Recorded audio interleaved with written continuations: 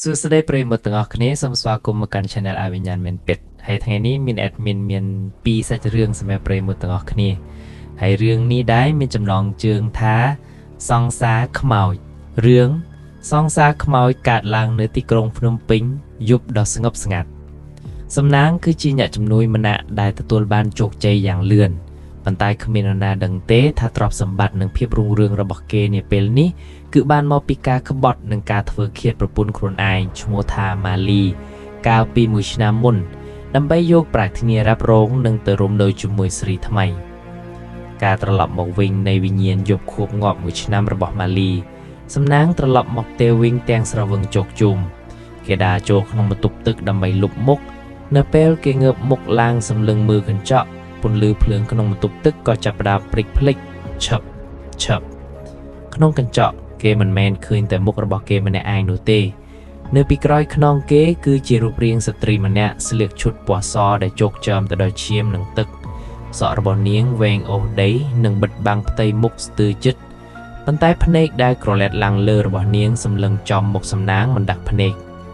សំណាងប្រញាប់ងាកក្រោយយ៉ាងលឿនប៉ុន្តែគ្មានមនុស្សទេពេលគេងាកមកមើលកញ្ចក់វិញមានស្នាមរាមដៃឈាមដែលសរសេរពីខាងក្នុងកញ្ចក់ថាបងភ្លេចអូនឲ្យមែនទេដំណេកដ៏តក់ស្លុតសំណាងភ័យខ្លាចរហូតរត់ទៅសម្រាកលើគ្រែហើយយកភួយគ្របជិតក្បាល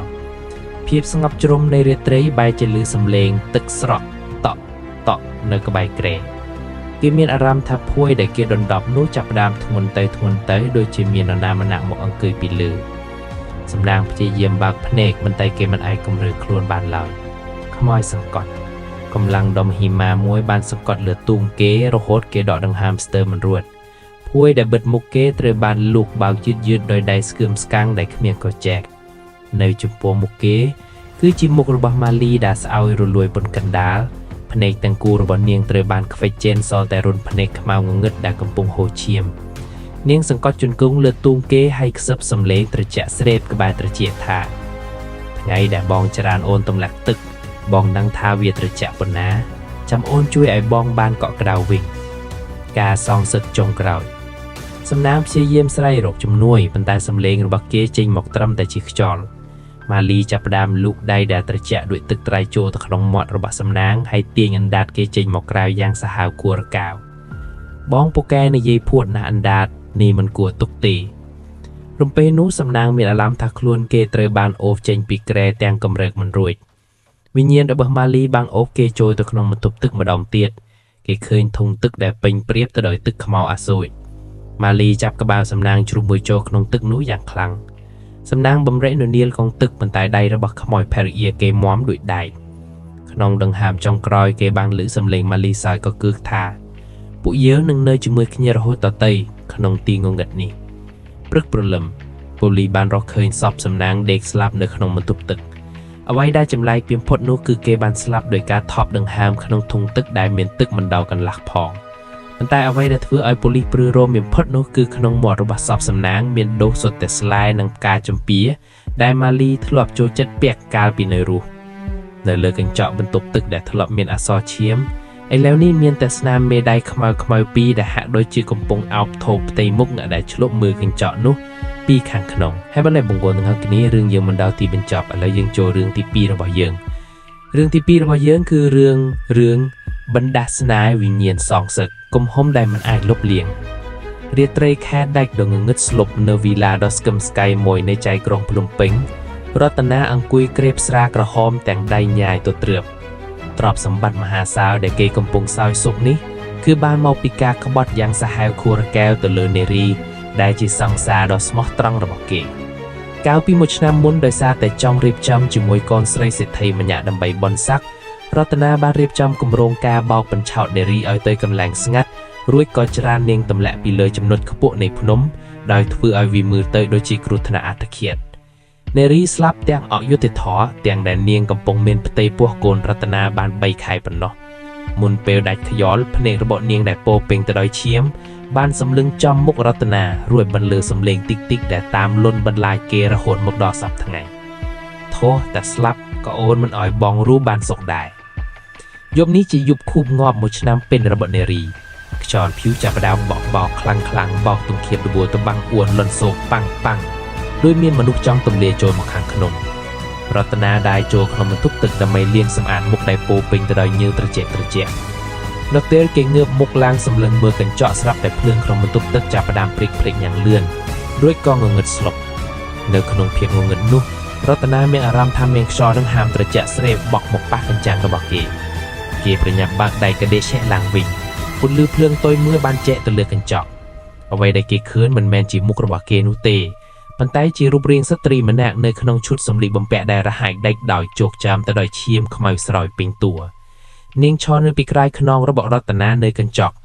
មុខរបស់នាងបែកបាក់ពាក់កណ្ដាលភ្នែកម្ខាងលៀនចេញមកក្រៅជោគទៅដោយខ្ទោះនាងលូកដៃដែលសល់តែច្រាំងមកប៉ះស្មារបស់រតនាស្ទុះងាកក្រោយយ៉ាងលឿនប៉ុន្តែគ្មានមនុស្សមានតែសំឡេងសើចខ្សឹកខ្សៅលន់ចេញពីគ្រប់ទិសទីនៅពេលគេងាកមកមើលកញ្ចក់វិញមានស្នាមឈាមសរសេរពីខាងក្នុងកញ្ចក់ថាបងដឹងទេនៅខាងក្រោមវាត្រជាក់ណាស់អូនមកយកបងទៅវិញដែររតនាភ័យរន្ធត់រត់ទៅដេកលើក្រែប៊ឹតភ្នែកញ៉ាទៅត្រើបគេព្យាយាមសូត្រធម៌ប៉ុន្តែអំដាតរបស់គេបែរជាគំរើមិនរួចស្រាប់តែគេមានអារម្មណ៍ថាភួយដ៏ទន់ល្មើយចាប់ដើមស្រោតជប់ម្ដងបន្តិចដូចជាមានទម្ងន់អ្វីមួយមកសង្កត់សំឡេងទឹកស្រក់តក់លន់ឮនៅពីដានរតនាបាក់ភ្នែកឡើងគេឃើញទឹកឈាមក្រហមច្រាលកំពុងស្រក់ចុះពីដានចំភ្នែករបស់គេរំពេះនូរាងកាយរបស់គេទាំងមូលប្រែជាកម្រើកមិនរួចខ្មោចសង្កត់គេមានអារម្មណ៍ថាមានមនុស្សស្រីម្នាក់មកអង្គុយច្រកលើទូងរតនាញ៉ារីក្នុងរូបរាងខ្មោចដ៏អាសូរអង្គុយសង្កត់លើទូងរតនារហូតគេដកដង្ហើមស្ទើរមិនរួចនាងអោនមុខចុះយិតរហូតសក់វែងសាមជោគរបស់នាងធ្លាក់មកគ្របមុខរតនាក្លិនសាកសពរលួយសាយភៀនចូលទៅក្នុងច្រមុះរតនាធ្វើឲ្យគេចង់ក្អួតតែធ្វើមិនបាននាងយកដៃដែលត្រជាក់ដោយទឹកត្រាយលូកចូលទៅក្នុងមាត់រតនាហាក់ដូចជាចង់ទាញបេះដូងគេចេញមកនាងខ្សឹបសំឡេងស្អាតថា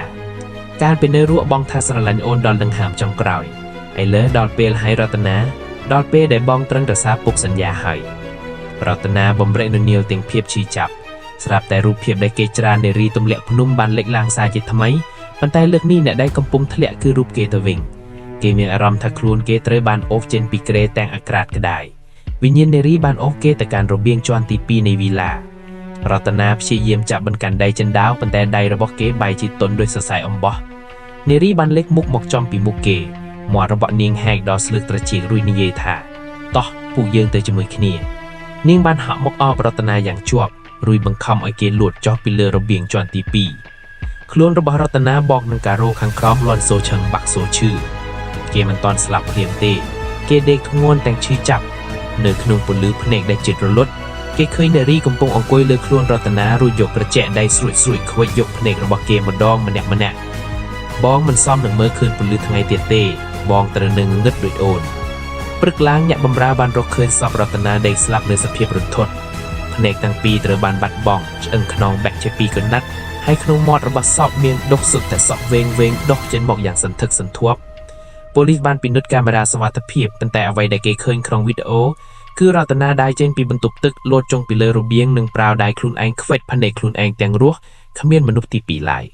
ប៉ុន្តែអ្វីដែលរន្ធត់បំផុតនោះគឺរាល់យប់ខែដាច់អ្នកភូមិនៅតែឮសំឡេងមនុស្សព្រុសស្រែកយំយ៉ាងឈឺចាប់ចេញពីក្នុងវីឡានោះលាយនឹងសំឡេងសាយក៏គឺរបស់មនុស្សស្រីអ្នកខ្លះនិយាយថាវិញ្ញាណរតនាមិនបានទៅចាប់ចាទេប៉ុន្តែត្រូវវិញ្ញាណនារីចាប់គុំទុកដើម្បីធ្វើបាបសងសឹករៀងរាល់យប់រៀងរាល់ម៉ោងគ្មានទីបញ្ចប់កុំងាកក្រោយឲ្យសោះនឹងឲ្យបងប្អូនទាំងអស់គ្នារឿងយើងមិនដល់ទីបញ្ចប់ហើយបើបងប្អូនស្រឡាញ់ចូលចិត្តកុំភ្លេចចុច like ហើយនិង subscribe អ្នកមួយផង